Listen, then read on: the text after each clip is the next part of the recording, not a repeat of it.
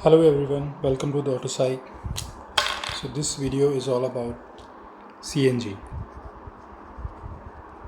Okay, CNG, compressed natural gas, which is another very popular fuel in India. तो ये video जो है CNG car चालकों के लिए है, क्योंकि ये बहुत पॉपुलर है दिल्ली जैसे शहरों में, तो जहाँ पर CNG उपलब्ध है। हर वीडियो में मैं CNG की बात इसलिए नहीं करता हूँ क्योंकि ये हर शहर में उपलब्ध नहीं है, आसानी से मिलती नहीं है, और जहाँ मिलती है वहाँ लाइन लगी होती है। तो CNG भराना बड़ा अजीब एक्सपीरियंस होता है। And being very Frank, being an enthusiast, मैंने कभी CNG की ओनरशिप नहीं करी। हाँ, पर फैमिली में भी और आसपास CNG का एक्सपीरियंस अच्छा खासा है। तो CNG सब ऑटो मेकर्स नहीं बनाते, कोई बनाना पसंद नहीं करता। आपने कभी CNG वाली फरारी, BMW या ऑडी नहीं देखी होगी, मर्सिडीज, है ना। आपने CNG की मारुति देखी होंगी, हुंडई देखी होंगी। वो भारत में ही ये पॉपुलर फ्यूल है। क्यों है CNG पॉपुलर? क्योंकि इसमें कार्बन एमिशन कम होते थे, तो दिल्ली जैसे शहरों में CNG पेट्रोल से बेटर ऑप्शन बन गया था। और अभी जो CNG की डिमांड है उसका 50% इंडिया खुद प्रोड्यूस कर लेता है। हमारे भारत में मतलब तेल के कुएँ कम हैं, CNG भी सीधी निकलती है जहाँ, जैसे नेचुरल गैस जहाँ पे उपलब्ध ज़्यादा है, बाड़मेर में भी है, राजस्थान में भी है। तो CNG की आधी डिमांड इंडिया खुद पूरी कर लेता है, आधी वो LNG के तरह लिक्विफाइड जो नेचुरल गैस है उसको ज़्यादा कंप्रेस करके आती है वो सऊदी से, तो लिक्विड फॉर्म में आती है और उसको वापस यहाँ पे गैस में कन्वर्ट करते हैं। और एक्चुअली CNG क्या है? CNG मीथेन है। LPG से CNG बहुत डिफरेंट है। LPG से जो CNG गैस है वो डिफरेंट है, ये मीथेन है, प्योर मीथेन होती है CNG, इसलिए इसकी प्रॉपर्टीज़ बेटर हैं।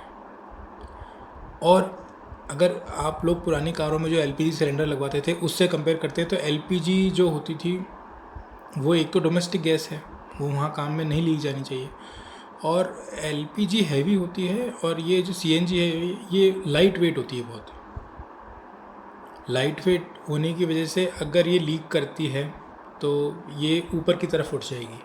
मतलब आप ट्रैफिक में फंसे हुए हैं, किसी कार में CNG लीक कर रही है तो वो वहाँ रोड के आसपास भरी नहीं रहेगी, है ना, नीचे मतलब 5 फुट में ही नहीं भरी रहेगी, वो ऊपर उठती जाएगी। तो अगर आग पकड़ेगी तो उतनी भयानक हालत नहीं होगी जैसी LPG में होती है, इसलिए CNG।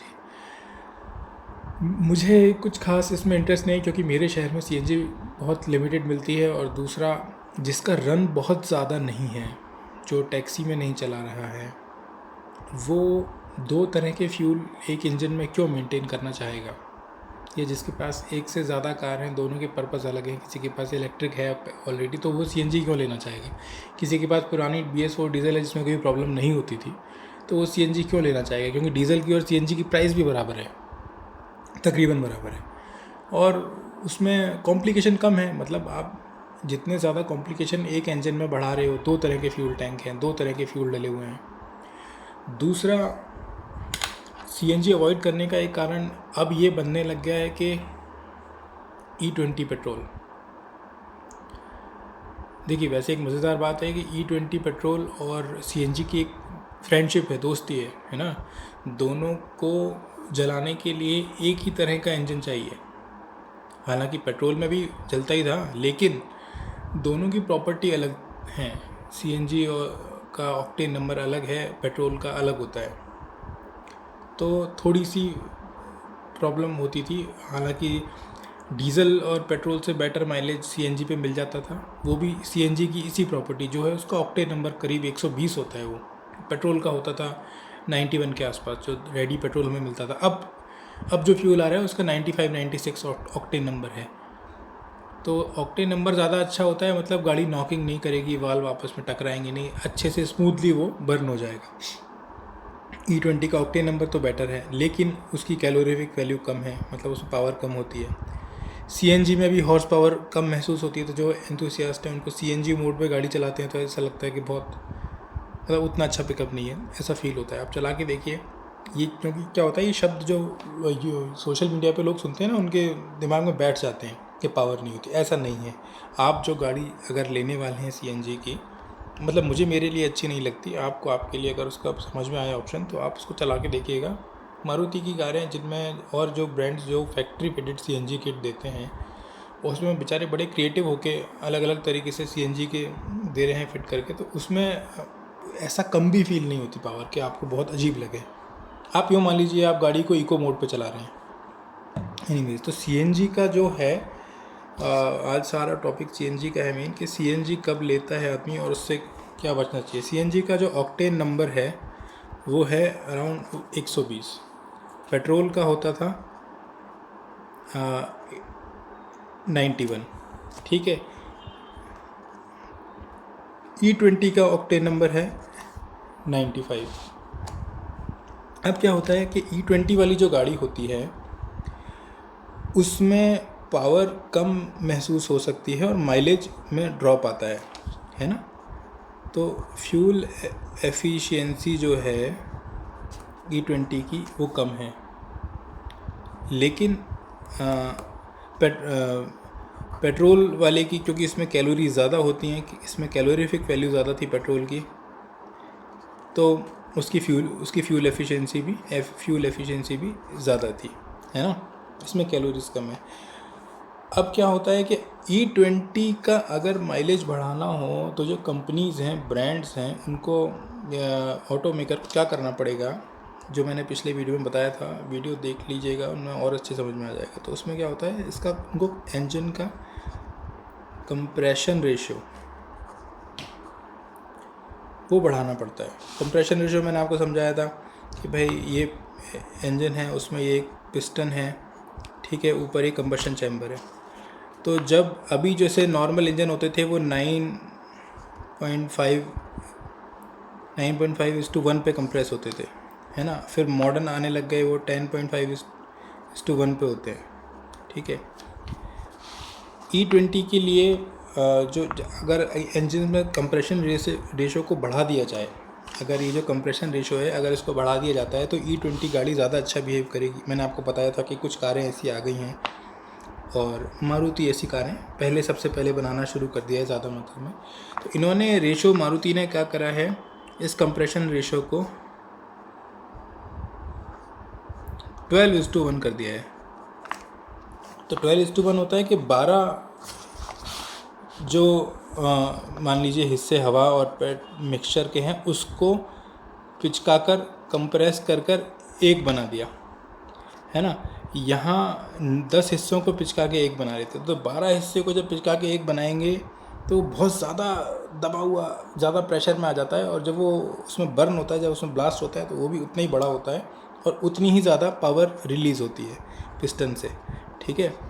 तो अब क्या हुआ है, क्योंकि मारुति को भी ये बात पता है कि भाई वो लोग सबसे पुराने जो है फैक्ट्री फिटेड सीएनजी किट बेच रहे हैं, दिल्ली में बहुत पॉपुलर है, एनसीआर में, और तो इसलिए उन्होंने आने वाली कारों में सब में कंप्रेशन रेशो 12.5:1 कर दिया है, जो कंप्रेशन रेशो है।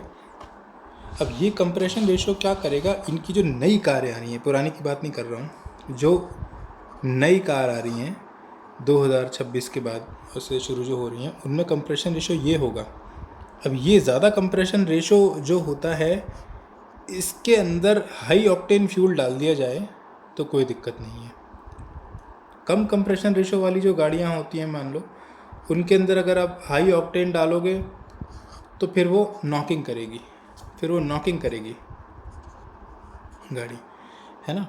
तो अब E20 का भी ऑक्टेन ज़्यादा है, सीएनजी का भी ज़्यादा है, तो जब ये ज़्यादा कंप्रेशन वाली गाड़ियाँ आएंगी तो उसमें जब E20 पेट्रोल डाला जाएगा तो रिज़ल्ट अच्छे आएंगे, क्योंकि ये जो E20 की वजह से माइलेज गिरने लग गया था, वो माइलेज वापस से पहले के आसपास पहुंच जाएगा।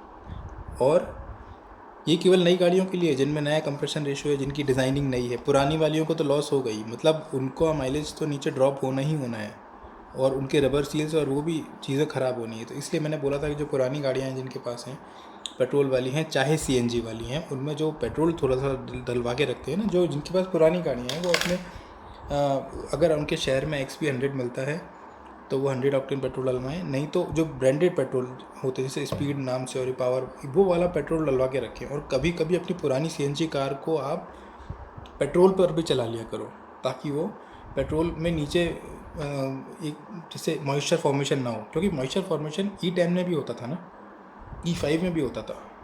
मॉइस्चर फॉर्मेशन तो हर टैंक में होता है। तो ये नहीं है कि CNG ले लिए कार तो कभी पेट्रोल पे चलानी ही नहीं, क्योंकि जिस दिन पेट्रोल पे चलाओगे उस दिन कुछ ना कुछ समस्या हो सकती है।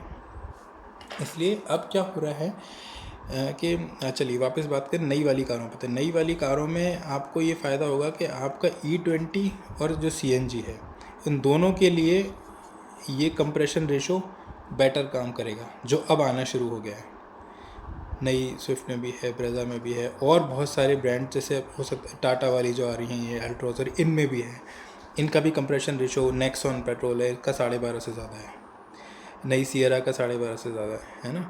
तो ये कंप्रेशन रेशो आपको आगे जाके फ़ायदा देगा। इसलिए इनकी एक जो है फ्रेंडशिप है, E20 और CNG को एक सा इंजन चाहिए, और वो वाला इंजन अब 2026 में सभी में आने लग गए हैं।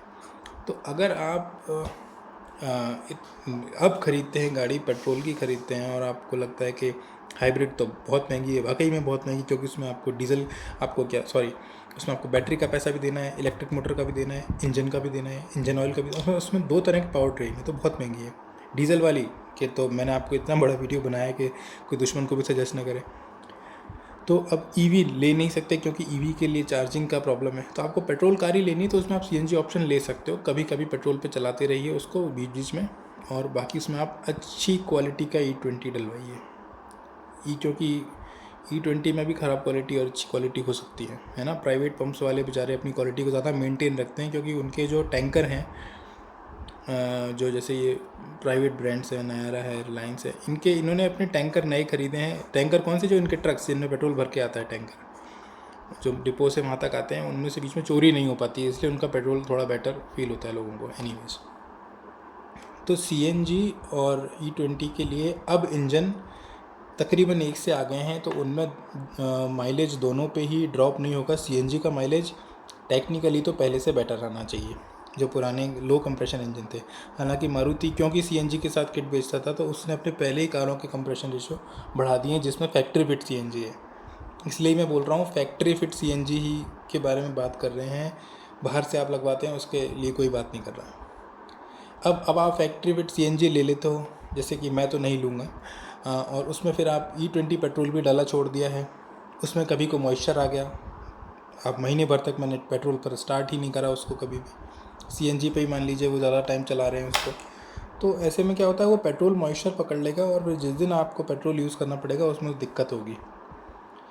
इसलिए कोशिश CNG या 2 तरह के फ्यूल वही लोग लीजिए जिनको वाकई में उस वाले रेंज में वो पहुंच रहे हैं कि उनको इस तरह बाई फ्यूल कार चाहिए।